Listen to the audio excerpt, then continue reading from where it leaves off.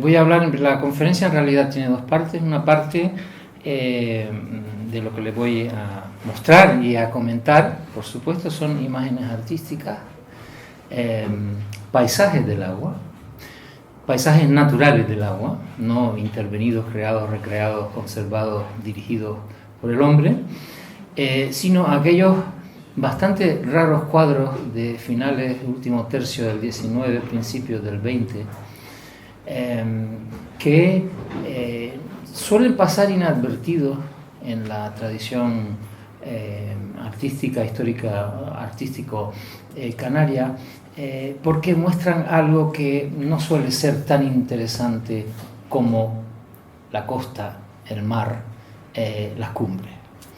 Pero gracias al ímpetu y a la sensibilidad naturalista de 2 o 3 generaciones de pintores, hemos podido conservar imágenes que tienen un valor documental incalculable, porque nos muestran paisajes de las fachadas del noroeste de las islas que han completamente desaparecido.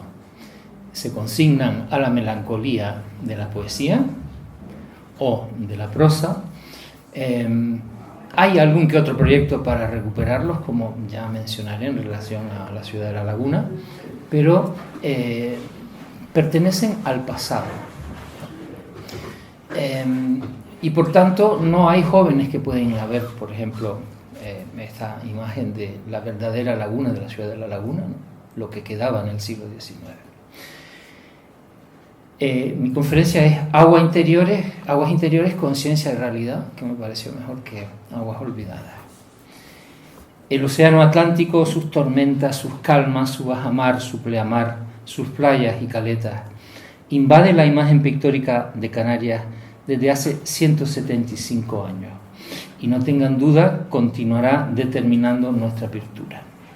La omnipresencia del mar y la condición del isleño han generado un carácter y sus rasgos determinantes de un modo innegable, aunque en términos empíricos sea prácticamente indefinible.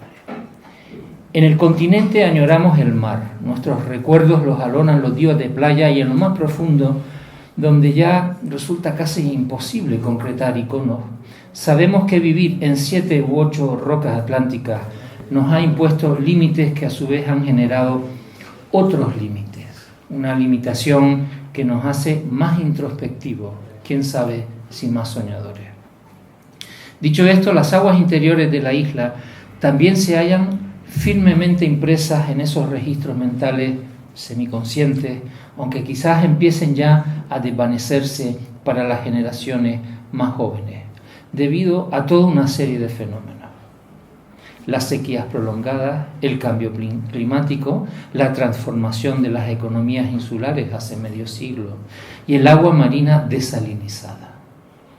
Fenómenos distintos que nos alejan del contacto y la sensibilidad con las aguas afloradas y encontradas en los subsuelos.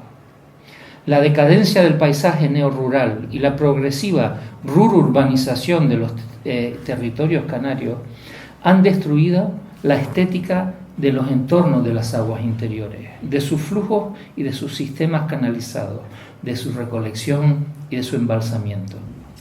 Acequia en muchos casos entubados, es el horror mío de todas las mañanas que vengan a entubar el tramo de la acequia alta que va desde su misma calle hasta el embalse de Trasmontaña, que es algo que hay que decir, que las aguas tienen dueño, que las aguas son privadas, y como me dice, no voy a mencionar nombres, el presidente y el secretario de la heredad de la comunidad de regantes de Arucas, ellos pierden cada 2 meses asada y media de agua porque la gente la extrae, la usa sin pagar ningún canon, y por tanto estos entornos maravillosos, estos paisajes del agua que mi amigo y colega Ramón Díaz ha también ilustrado en su historia y en su determinismo geográfico, desaparecen cuando se entuba una sequía.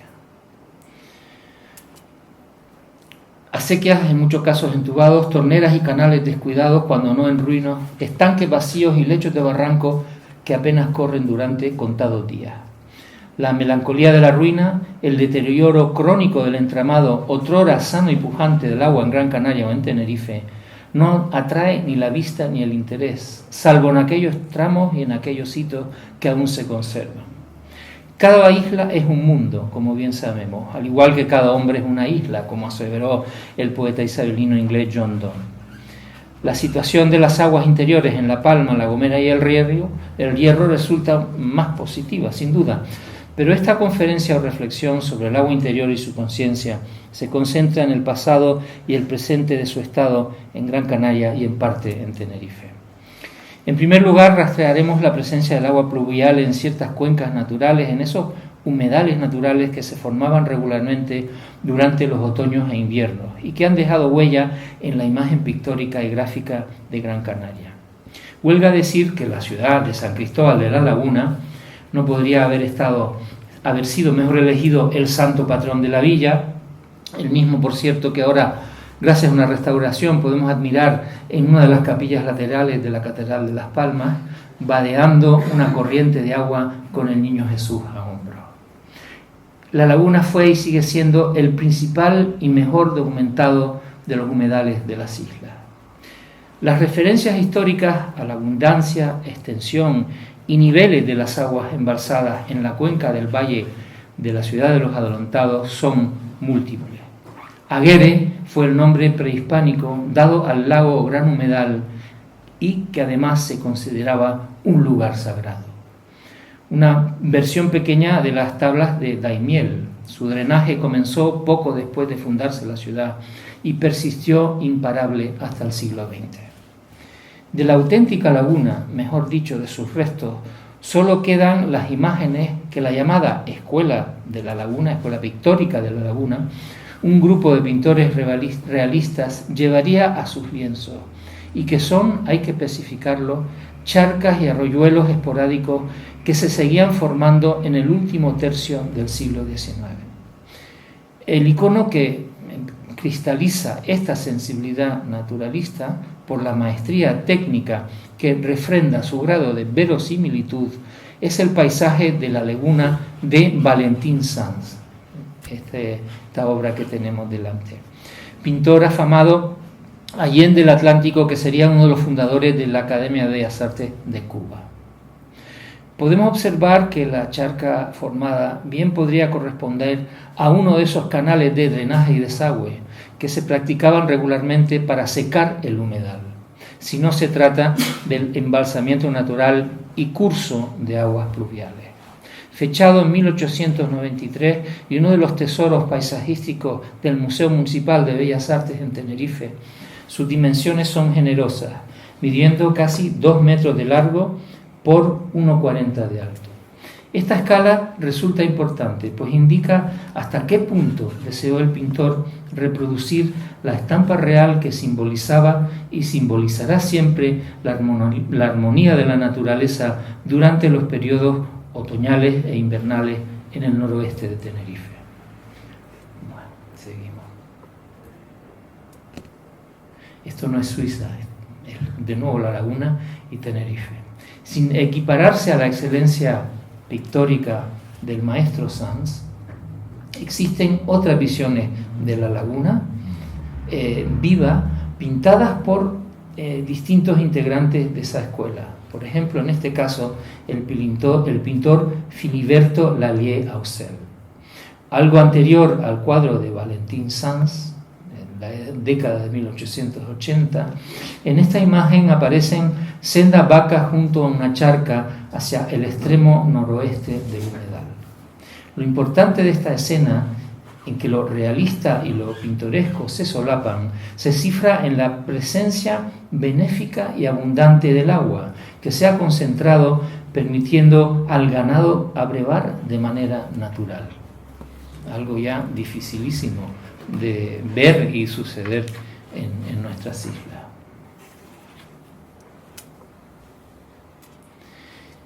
El más señero y el más persistente pintor de las aguas del norte tinerfeño será, no obstante, Juan Botas y Guirlanda. Botas ama la superficie del agua y su poder reflectante y cristalino. Esa superficie de la cual da testimonio a lo largo de toda su producción.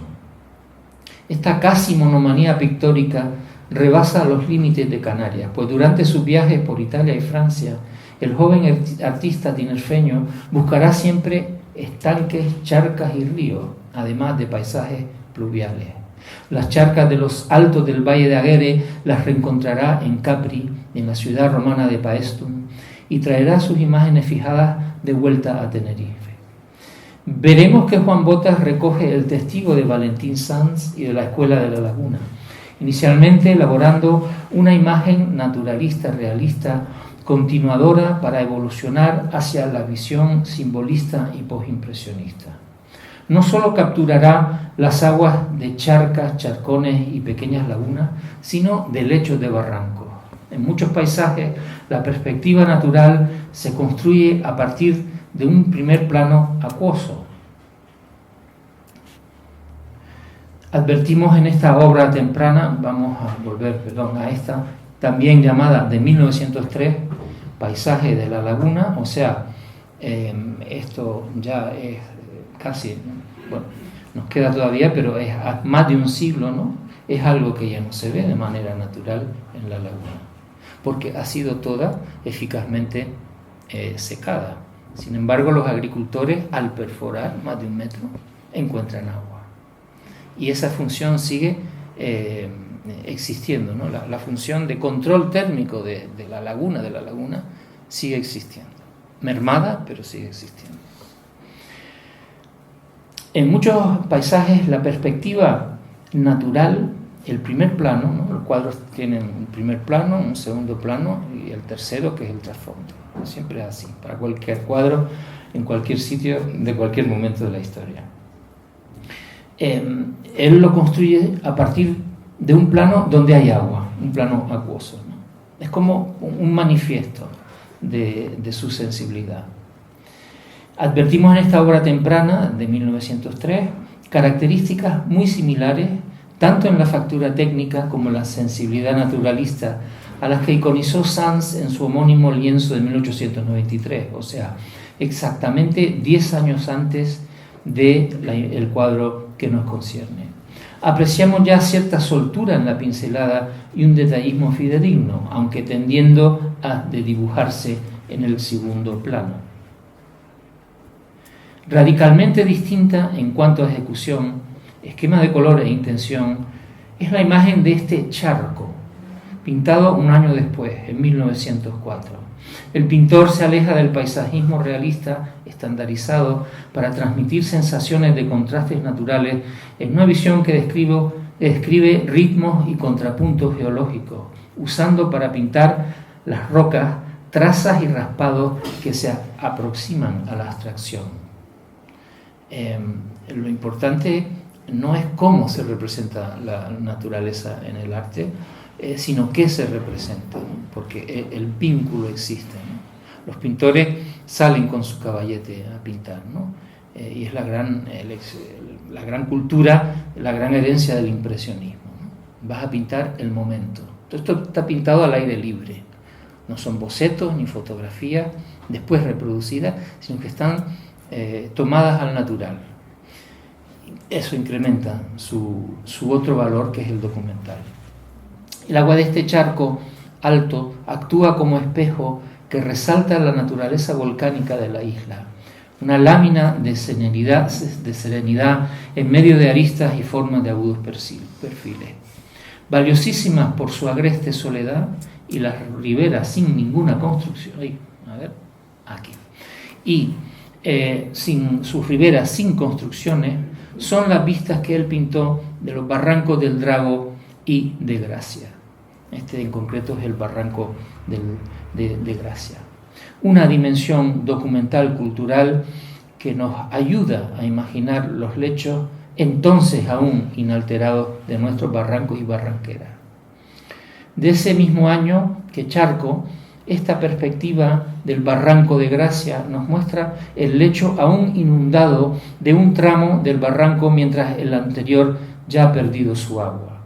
Nada interfiere en este pedazo de naturaleza que nos permite apreciar la erosión milenaria de un curso de agua excavando su canal y la profusión de piteras cuyos pencos secos engendran laberintos espirales que caen a la superficie del agua. Podemos afirmar, pues, que los humedales de Gran Canaria no parecen haber incidido en la retina de nuestros pintores insulares con la misma fuerza. Debemos tener presente, evidentemente, que estos jamás se asemejaron al área comprendida por el lago de Aguere, siendo más bien de modestas proporciones. Es el caso de la laguna de Valle Seco. Aquí está. Actualmente reducida a un simbólico vestigio, cuya conservación ha entrañado perímetros, vallados y pavimentos ajenos a su prístina forma. O sea, ¿cómo conservamos lo que nos queda de la manifestación natural del agua pluvial y que fluye? Aún así, en ciclos húmedos, durante la alternancia supuesta del fenómeno del Niño, las aguas de esta laguna se acrecientan y obligan a un necesario reajuste de lo que podríamos denominar la conciencia dormida del agua. Aquí la vemos en una fotografía reciente proporcionada por el guardián del agua, que es Juan Ismael, que no sé dónde está. ¿Dónde está Juan? Está coordinando fuera. Aunque nada del otro mundo, claro está, este humedal reúne todas las condiciones para que los y las escolares de Gran Canaria, que desafortunadamente se acaban de ir, puedan visitarlo, aprender y fijar en sus cerebros otros referentes geográficos y climáticos que no sean los de la bendita playa y las piscinas municipales. Una ventana a la naturaleza húmeda que pervive y debe pervivir. Porque nuestra cultura del ocio se escora hacia el sur, hacia lo árido, hacia la playa. ¿Okay? Tan importantes son los humedales y su memoria. Vamos atrás ahora. Aquí. Esto es una infografía. Además de sus funciones hidrográficas reguladoras, porque cuando había grandes inundaciones en la laguna, se la chupaba la laguna, nunca mejor dicho, tan importantes son que el Ayuntamiento de La Laguna ha puesto en marcha el proyecto de la recuperación del antiguo lago de Aguere, que incluye en una imagen prospectiva e infografiada. Y bueno, aquí está creado, pues todo será artificial. Espero que el agua provenga de fuentes naturales, pero es un proyecto en firme, ¿no? Y va en paralelo. Aquí vemos la Torre de la Concepción. Observamos que la recreación del futuro espacio del humedal se extiende en paralelo a la iglesia de la Concepción. Aunque jamás se haya podido verificar en la tradición oral de la historia de la laguna, existe el relato casi legendario de cómo en los inicios de la villa los monjes franciscanos debían cruzar una parte de la laguna aún existente para realizar el trayecto entre los dos conventos de su orden. Puede que el humedal futurista nos brinden la experiencia de cruzar en barca algún breve trecho lacustre, y su función práctica será nuevamente la de recoger las aguas excesivas de inundaciones, evitando males mayores y reintegrando a la cuenca del humedal su arcaica utilidad, que sigue intacta, ya que en distintos puntos del valle, a menos de 1 metro, aflora el agua. Bien.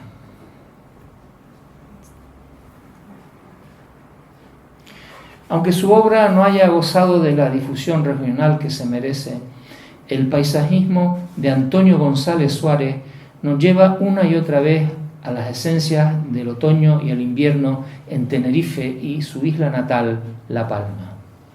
Representa los paisajes de las medianías altas tras la caída de lluvias, como también lo hará su alter ego gran canario, Pedro del Castillo Olivares, afamado acuarelista, que en realidad no pinta ni charcas, ni charcones, ni arroyuelos, pero sí pinta el paisaje después de la lluvia, ¿no? El acuarelismo frío. González Suárez prefirió la acuarela como medio expresivo, mas el uso del óleo fue frecuente en muchos de sus lienzos. Este paisaje de 1930, porque él nació en el año antes del 20, se titula El Bosquecillo y nos muestra con énfasis y contundencia el curso de un arroyo del Valle de Aguere. Elegí este lienzo para representar a González Suárez en mi libro Imágenes para un siglo, porque reúne las características plásticas y formales de su arte paisajista, ligado a la representación de la lluvia, el agua y sus embalses, por la nitidez y fuerza con que representa el agua en un estado natural y fluyente. Este tramo de arroyo, un fenómeno estacional aunque efímero, brinda otra imagen de Canarias, que debería tener un atractivo turístico distinto y estimular el sano conservacionismo de los territorios rurales que todavía mantienen una relación fecunda con el agua pluvial y sus canales naturales. Podemos asimismo trazar una línea de continuidad histórica entre el paisaje de la laguna de Valentín Sanz y este icono de González Suárez, una tradición de los referentes húmedos de nuestra geografía que han adquirido un considerable peso documental. Imágenes para un siglo, que el Departamento de Ediciones del Cabildo reeditará el próximo 2025, fue un libro concebido como manual de arte e interpretación del acervo artístico canario para la enseñanza secundaria. Y en ese libro hay unos 45 paisajes. Lleva una biografía del autor, una imagen y una pequeña explicación formal de cómo funciona esa imagen en términos retinianos. No es un libro ideológico, sino un libro para ayudar a los iniciar a los estudiantes de secundaria en la legibilidad artística. El arte y la fotografía, por tanto, son los aliados del conservacionismo y de la sensibilidad naturalista, referentes pasados y presentes que incorporamos en la defensa de un territorio gravemente deteriorado. Las imágenes en que los más jóvenes deben suscitar el deseo y las ganas de encontrar lo bello y lo singular que ven atrapados en un lienzo, en una fotografía, dentro de la naturaleza. Trasladar el placer estético de charcas, humedales y acequias representadas por la imagen artística y fotográfica a su origen natural. Paisaje es una obra de arte que nos refiere a algo que existe o que existió. Para eso lo tenemos que explicar. Seguimos. Nos trasladamos ahora a otras charcas históricas y viajamos de las frías medialíneas laguneras a las franjas costeras de Gran Canaria. Van a ser estas dos imágenes que están, bueno, no son muy buenas, pero nos dan una idea bastante acertada. Ha sido para mí un honor el encargo del Gobierno de Canarias de escribir el volumen número 81 de la Biblioteca de Artistas Canarios, correspondiente a la vida y obra del principal realista pictórico del siglo XIX y principios del XX en nuestra isla, Francisco Suárez León. Vecino de Jinamal, funcionario municipal y profesor de pintura, Suárez León fue junto con sus hermanos José Suárez León, el maestro de la isleta, y Sebastián Suárez León, escritor, dramaturgo y fundador de los 12, un raro ejemplo de conciencia social y naturalista y política, porque eran todos republicanos, cuando había un partido republicano en este país, que ahora no hay. Su compromiso con la representación de la realidad superaba lo que conocemos como el pintoresquismo, o sea, la creación de imágenes de belleza idealizada cuyo único fin es el deleite visual y no el análisis de la realidad retiniana, porque según más miras las cosas, más complejas son. No son fáciles de representar. Las postales son herederas de esa tendencia pintoresca de la pintura del siglo XIX. La búsqueda sincera y sin paliativos de la realidad, de la imagen real, como sabían los grandes escritores realistas, entre ellos nuestro don Benito Pérez Galdós, representa una tarea vital, diaria y de continuo esfuerzo. Suárez León retratará a los campesinos, pastores y costeros del Valle de Ginamar y de la costa de San Cristóbal, así como sus hinterland y el de la Vega de San José. Entonces, áreas agrícolas y pesqueras sin desarrollos urbanísticos invasivos y una única carretera que hoy conocemos y ha pervivido como el Paseo de San José. Las costumbres y los tránsitos de la gente de mar, pescadores, remendadores de redes, mujeres portando la pesca en cestas y recogedores de burgao, jalonarán el realismo del pintor. Y aquí, es que se ve muy mal, voy a poner el otro. Aquí está. Esta señora viene de la costa y lleva una cesta, ¿no? Y la cesta está llena de lapas y burgaos que le ha quitado a las rocas en la bajamar.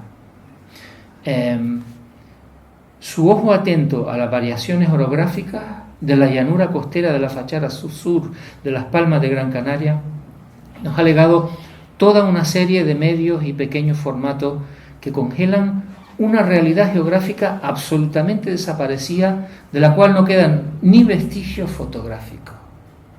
O sea, lo importante que es, esto lo ha comprado el Cabildo de Gran Canaria, porque ustedes saben que el 1 de enero del 26 se inaugura el MUVEA, y ahí va a estar la gran colección de pintura del Cabildo, con lo cual pues va a haber un antes y un después, porque lo que no se ve no existe.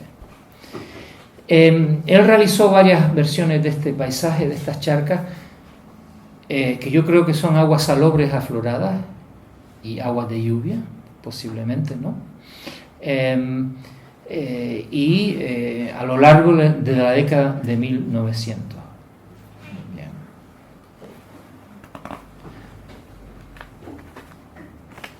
También, no se ve muy claramente en esta, pero aquí sí vemos mejor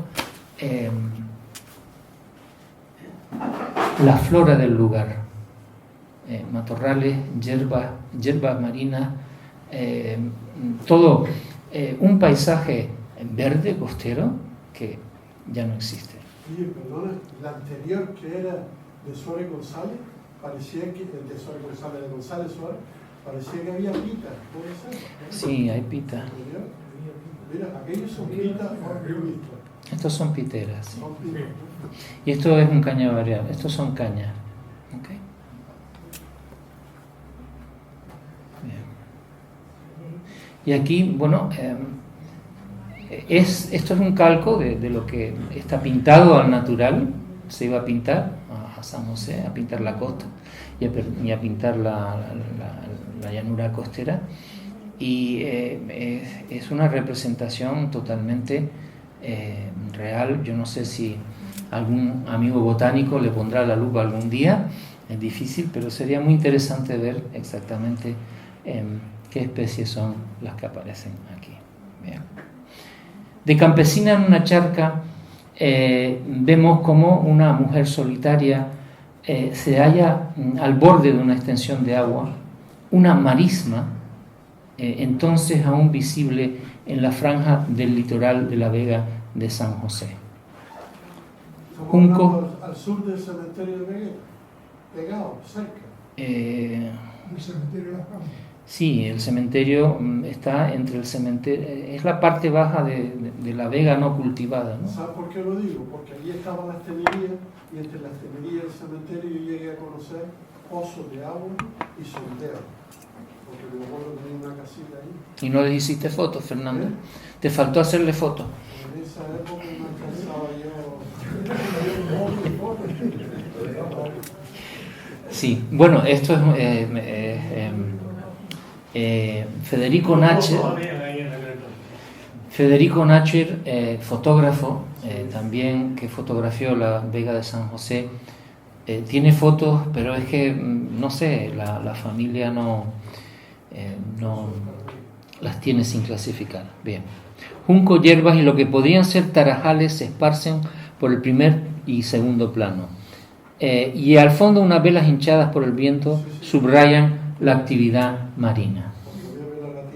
Porque tanto Juan Botas y Guirlanda como Francisco Suárez León fueron alumnos de Eliseo Meifrén, que se trasladó a Gran Canaria en 1899 y estuvo 3 años en las islas y pintó el mar, su costa, y de paso le enseñó a los 10 chicos más prometedores el oficio de la pintura. Los liberó de la tradición realista carca de otros importantes pintores del Colegio de San Agustín y les enseñó el valor de la pintura al aire libre, ¿no? Al aire libre, que es el fundamento del impresionismo. Que el personaje esté realizando algún tipo de faena recogedora no se puede constatar, quizás su función fuera meramente documental, la de señalar que las gentes del lugar atravesaban estas tierras algo pantanosas, de humanizar las desoladas extensiones más allá de los confines sureños de la capital. Bien. En esta segunda y ya parte final de este breve paseo por la estética y los sentidos aprehendidos con H por los pintores de las aguas interiores, para considerar otros registros que muestran los estados de la conciencia ante el complejo fenómeno de las aguas canalizadas, voy a hablar ahora de la vida al pie de las acequias. Como ha dicho mi compañero, colega Ramón Díaz, que se ha jubilado y bueno, a quien echo de menos en la universidad, porque cada vez la conversación inteligente es más difícil en todas partes y en todas las instituciones. Habiendo vivido 35 años al pie de la acequia alta de Arucas y de haber paseado por los bordes de la acequia real de Firgas, llegó el momento hace unos años, 2 o 3 años, de confinar al papel todo lo que suscita, evoca y proyecta el mero hecho del agua de riego fluyendo por estas vías centenarias. Estas imágenes, de nuevo, cortesía de Juan Ismael, de la acequia alta, de la acequia real de Firgas, ¿no?, en su descenso hacia el municipio de Arucas, son precisamente, marcan la linde de la villa hacia el final de la avenida de Canarias de Firgas. Y les leo a continuación, y con eso acabaré, un par de páginas del texto de mi último libro, La noche y otros textos, cuyo relato de Firgas está precisamente dedicado a Ramón Díaz, amigo de luengos años A. Esa noche la acequia real de Firgas encauzaba un flujo tranquilo. En vez de vapulear los helechos que se aferran a sus fértiles paredes, los acaricia. Mecidos así, danzan lentamente, causando un efecto narcótico. Son las largas horas de menguado caudal, cuando la acequia interpreta su música más sutil. Melodías que tocaba el dios Pan en su siringa. Tonos largos de flautas japonesas que imitan los sonidos de la naturaleza. El agua, fluyendo con su música, capta la atención hasta del corazón más endurecido. Al oírlo, el instinto actúa. Queremos verla. La música de la acequia despierta una placentera anticipación. La noche que todo lo ha ralentizado nos imanta. Hace que dentro de nosotros todo empiece a detenerse. Su silencio se acompasa al nuestro. Esta quietud, esta inmovilidad, es el preámbulo a una reacción imposible de describir. Despojados de todo, liberados de ataduras, caminamos hacia el umbral de lo absoluto que nos ofrece el agua fluyendo, donde el ser y la nada gravitan, sin perder la conciencia de nuestra exacta circunstancia, de quienes somos en cada momento de este ensueño. El agua provoca esta metamorfosis. Lo hará después, quizás horas. Lo que acontece en esos segundos o minutos tardará algo en manifestarse. Lo hará después, quizás horas o si no días. Sabemos que se trata de la consecuencia de esos instantes porque nos sorprendemos pensando de otra manera, venciendo un problema, distanciándonos del rencor. Esta experiencia de reconexión pasa casi imperceptiblemente. Las acequias no solo alimentan los campos, alimentan el espíritu mediante este rapto meditativo. Su poder metafísico es tan grande como el del altar mayor de una catedral. Están ungidas por miles de conexiones, por una conexión infinita entre hombres y mujeres, niños y adolescentes, adultos y ancianos, y aún más allá, con los antepasados que en sus aguas también se reencontraron. Quizás esto sea paganismo, ideas un tanto extravagantes para la fe que nos han inculcado, pero lo divino vibra en la conexión mientras vegeta en los ritos, gana el sacramento natural y espontáneo. Las acequias son causas intemporales de la conciencia, una gran agua interior capaz de consolar, de tonificar, quién sabe si de sanar. Conservar las acequias con sus históricos sistemas de distribución es una tarea de interés público. Llegó un momento durante el siglo XIX en el que el desarrollo de los ferrocarriles y de sus interconexiones en Inglaterra condujo a los gobiernos a declarar estas nuevas redes de importancia universal.